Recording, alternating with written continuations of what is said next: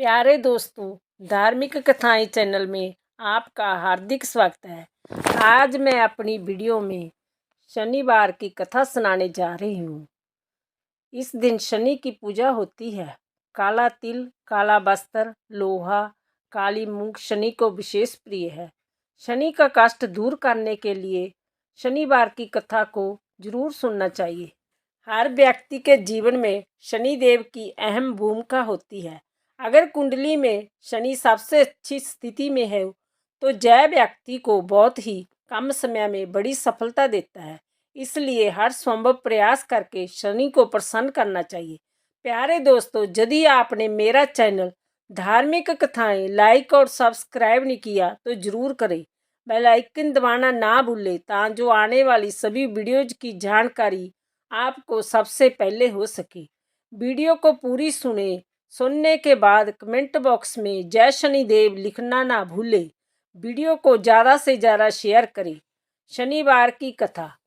एक बार नवग्रहों में बहस हो गई कि नवग्रहों में सबसे उत्तम ग्रह कौन है। इस बात के निष्कर्ष पर पहुंचने के लिए सभी देवता देवराज इंद्र के पास पहुंच गए। उन्होंने कहा, हे देवराज, अब आप ही निर्णय करें कि हम सब में से बड़ा कौन है। देवताओं द्वारा पूछे गए सवाल से देवराज इंद्र उलझन में पड़ गए। इंद्रदेव ने कहा कि मैं इस प्रश्न का उत्तर नहीं दे सकता, मैं असमर्थ हूँ।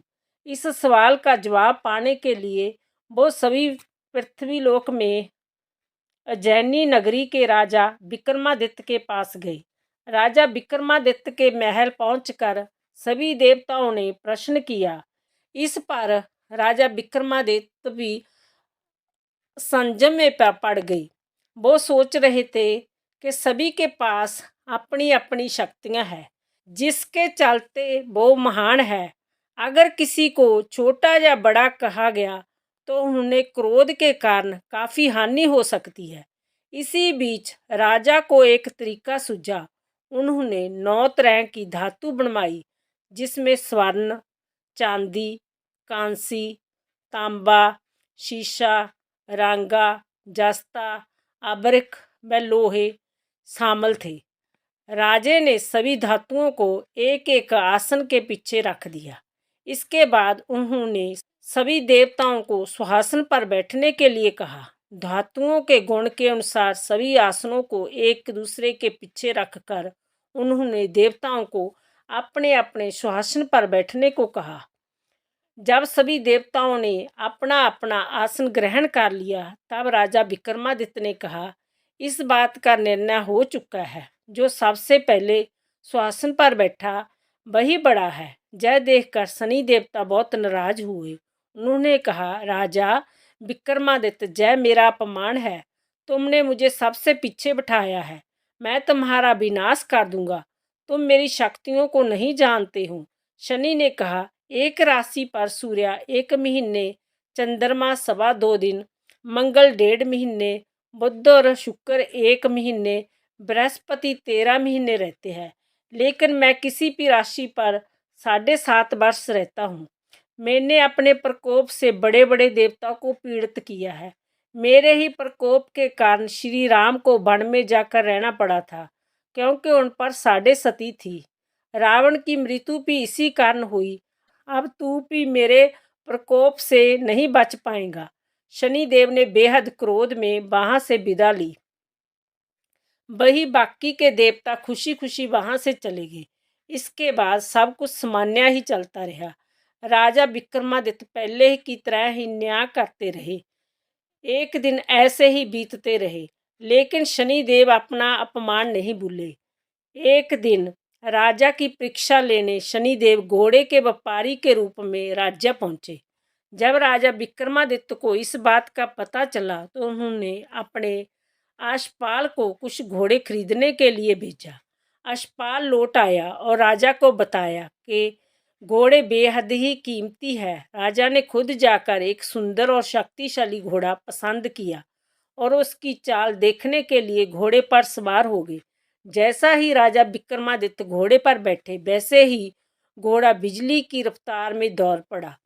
घोड़ा राजा को एक जंगल में ले गया। वहां जाकर राजा को नीचे गिरा दिया और कहीं गायब हो गया। राजा राज्य का रास्ता ढूंढने के लिए राजा जंगल में भटकने लगा, लेकिन उसे कोई रास्ता नहीं मिला।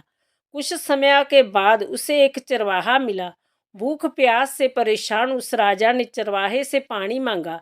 चरवाहे ने उसे पानी दिया और राजा ने उसे अपनी एक अंगूठी दे दी।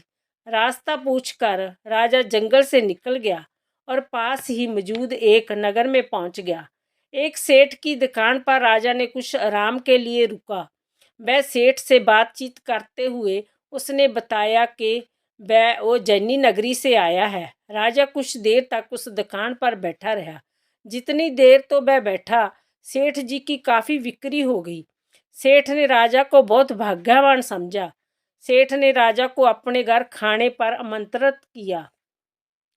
सेठ के घर में एक खूंटी पर सोने का हार लटका था।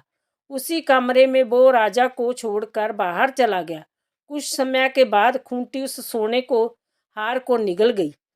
सेठ ने विक्रमादित्य से वापस आकर पूछा कि उसका हार कहाँ है। तब राजा ने उसे हार गायब होने की बात बताई। सेठ ने क्रोधित होकर विक्रमादित्य के हाथ पैर कटवाने के आदेश दे दिए। राजा विक्रमादित्य के हाथ पांव कटवा कर उसे नगर की सड़क पर छोड़ दिया गया।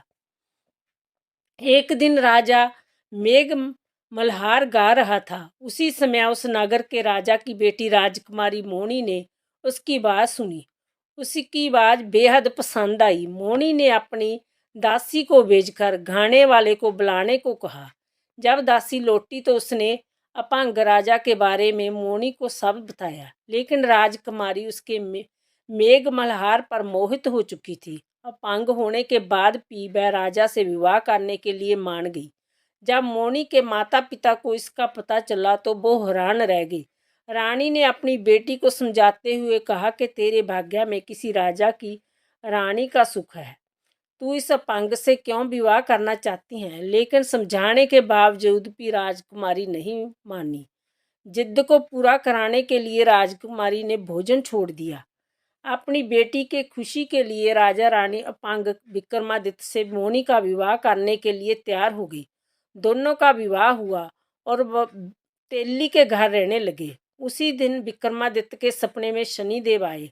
उन्होंने कहा, देखा तूने मेरा प्रकोप। राजा ने शनिदेव से उसे क्षमा मांगते हुए कहा। उन्होंने कहा, जितना दुख आपने मुझे दिया है उतना किसी और को मत देना। इस पर शनिदेव ने कहा, राजा मैं तुम्हारी प्रार्थना स्वीकार करता हूँ। जो कोई व्यक्ति मुझे पूजेगा, व्रत करेगा और मेरी कथा सुनेगा, उस पर मेरी कृपा दृष्टि बनी रहेगी।